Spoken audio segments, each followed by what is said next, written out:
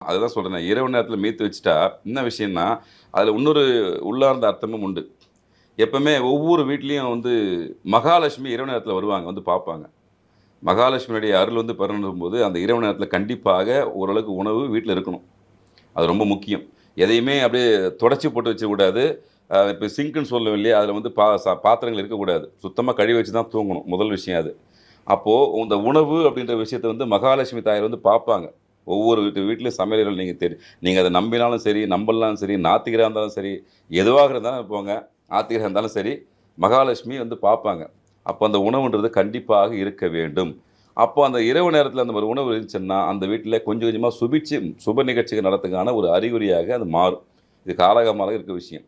அப்போ இந்த விஷயங்கள் முதல்ல மகாலட்சுமி பார்க்கும்போது உங்களுக்கு நன்மையான விஷயம் நடக்கும். அதை காலை நேரத்தில எடுத்து நீங்க வந்து சனீஸ்வர பகவான வைக்கும்போது உங்களுக்கு கர்மா கழியும். அதனால